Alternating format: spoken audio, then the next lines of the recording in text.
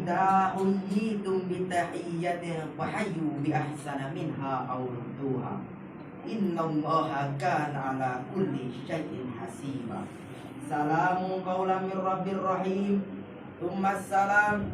Assalamualaikum warahmatullahi wabarakatuh. Waalaikumsalam warahmatullahi wabarakatuh. Alhamdulillahil maliki zil malakut wal jabbari zil jabarut alladzi khalaqal maut wal hayati listibaran alal imani was subur.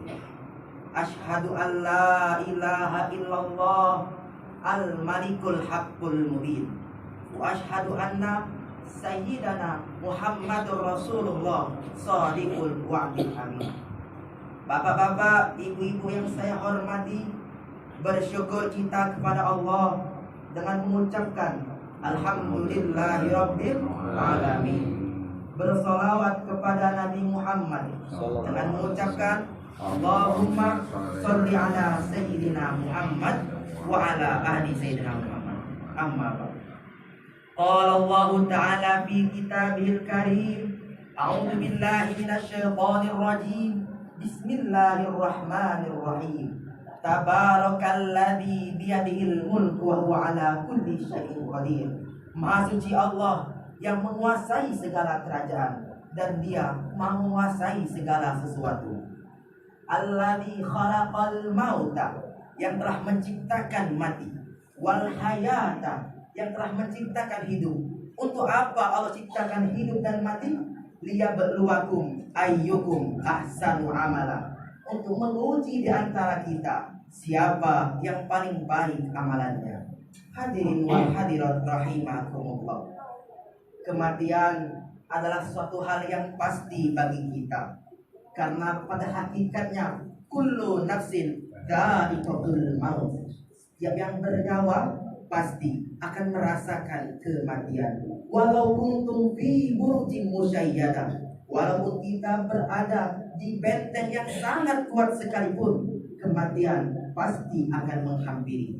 Tak peduli siapa kita, apapun profesi kita, yang tua ataupun yang muda, yang kaya ataupun yang miskin, pasti akan merasakan yang namanya kematian. Bapak Ibu rahimakumullah. Pada suatu ketika ada sahabat yang bertanya kepada Rasulullah SAW, "Ya Rasulullah, siapakah orang yang pintar?" Rasul menjawab, "Orang yang pintar adalah orang yang selalu ingat akan kematian." Lalu sahabat kembali bertanya, "Kalau begitu, siapakah orang yang cerdas ya Rasulullah?" Rasul menjawab, "Orang yang cerdas adalah orang yang selalu ingat akan kematian dan telah siap untuk menghadapinya."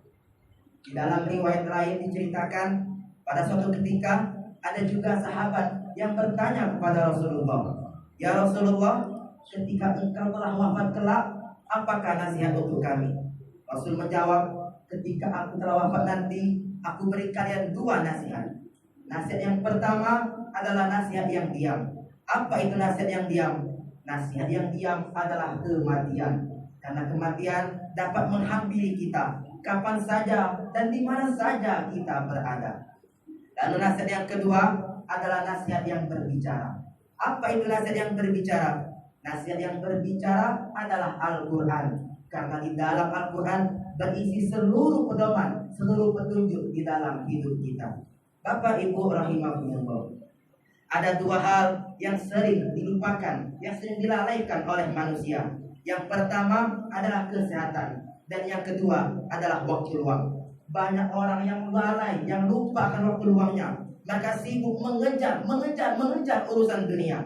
Dalam hal ini bukan berarti kita tidak boleh sibuk dengan urusan dunia, akan tetapi kita harus menyeimbangkan antara dunia dan akhirat. I'mal lid dunya ka'annaka ta'isyu abada, wa'mal li akhiratika ka'annaka tamutu ghadan. Kita urus dunia kita seakan-akan kita hidup selamanya.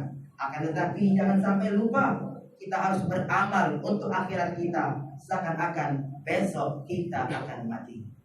Bapak Ibu rahimakumullah, terkadang kita merasa masih muda, sampai kita mengira sampai kita menganggap bahwa kematian hanya datang saat kita tua. Padahal kematian tak mengenal usia, siapapun dapat mati. Karena memang itulah kullu nafsin dha'iqatul maut.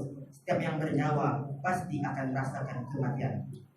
Tanpa kita sadari, kita hidup di dunia ini layaknya seperti orang tidur yang sedang bermimpi. Kita merasakan kenikmatan beberapa saat dan pada akhirnya kita terbangun untuk menghadapi sebuah kenyataan, yaitu alam akhirat. Bapak Ibu rahimakumullah, cukuplah kematian nasihat yang diam, yang tak berbicara dan tak bersuara, tak bertinta dan tak berpena. Nasihat bukan ditulis di atas kertas, akan tetapi nasihat ini banyak dilalaikan, banyak dilupakan oleh manusia yang sibuk mengejar urusan dunia yang tak ada apa-apanya. Hadirin wal hadirat rahimakumullah, Imam Syafi'i radhiyallahu anhu pernah berpesan kepada kita, jadikanlah dunia di tanganmu, akhirat di hatimu, dan kematian berada di pelupuk matamu. Bapak Ibu rahimakumullah, jika kita melihat kembali bagaimana kita bisa terlahir di dunia ini, kita terlahir dalam keadaan menangis, sedangkan orang-orang di sekitar kita tertawa bahagia menyambut kedatangan kita. Kenapa kita dilahirkan menangis? Karena saat kita bayi, jiwa kita melihat kita dah dilahirkan di dunia yang mana dunia ini penuh dengan cobaan dan ujian. Maka dari itu, selama kita hidup di dunia ini, banyak-banyaklah beramal agar kita menghadap Allah kelak dalam keadaan tersenyum, sementara orang-orang menangisi kepergian kita.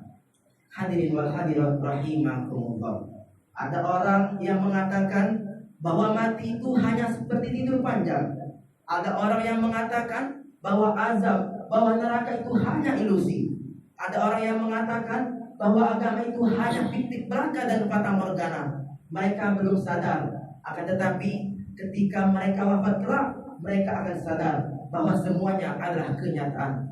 Ketika mereka wafat, mereka berdoa kepada Allah, ya Allah, ya Rabbana, Rabbana absorna, ya Allah, mata kami telah melihat azab, wasami'na, telinga kami telah mendengar azab, farji'na ya Allah, kembalikan kami ke dunia ya Allah, kembalikan kami ke dunia ya Allah. Kami ingin sholat, kami ingin sedekah, kami ingin berbuat baik, tetapi kata Allah, semuanya sudah terlambat. Oleh sebab itu Bapak Ibu, selagi kita masih hidup di dunia, banyak-banyaklah beramal untuk menjadi bekal menghadap Allah Subhanahu wa taala.